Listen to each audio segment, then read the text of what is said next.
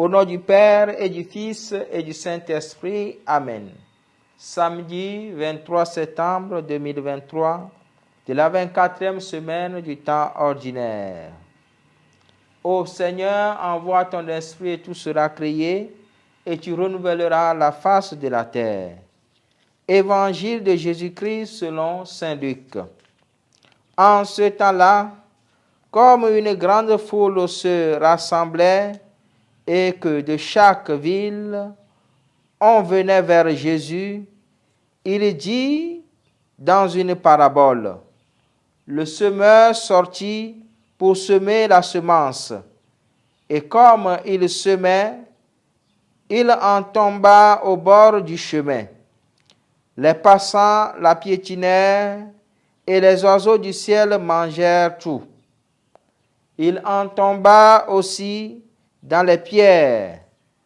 Elle poussa et elle sécha parce qu'elle n'avait pas d'humidité.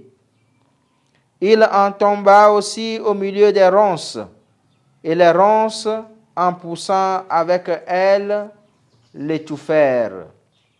Il en tomba enfin dans la bonne terre.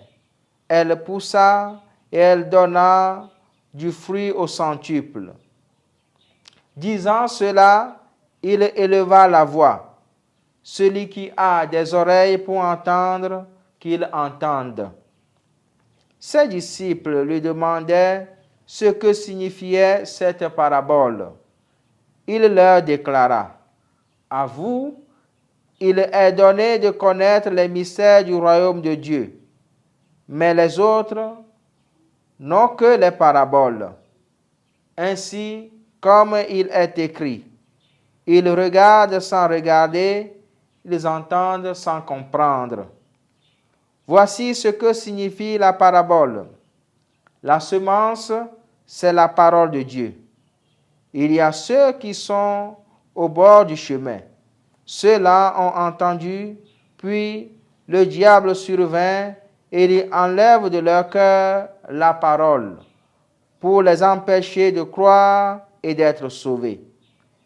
Il y a ceux qui sont dans les pierres. Lorsqu'ils entendent, ils accueillent la parole avec joie, mais ils n'ont pas de racines. Ils croient pour un moment et au moment de l'épreuve, ils abandonnent. Ce qui est tombé dans les ronces, ce sont les gens qui ont entendu, mais qui sont étouffés. Chemin faisant, par les soucis, la richesse, les plaisirs de la vie, et ne parviennent pas à maturité. Et ce qui est tombé dans la bonne terre, ce sont les gens qui ont entendu la parole dans un cœur bon et généreux, qui la retiennent et portent du fruit par leur persévérance. Acclamons la parole de Dieu. Louange à toi, Seigneur Jésus.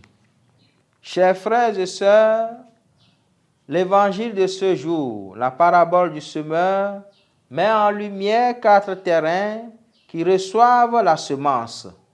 Chacun des terrains a fait de son mieux, mais seul a pu donner des fruits le bon terrain. La tentation ici est de se comparer au type de terrain et de voir si on est celui-ci ou celui-là.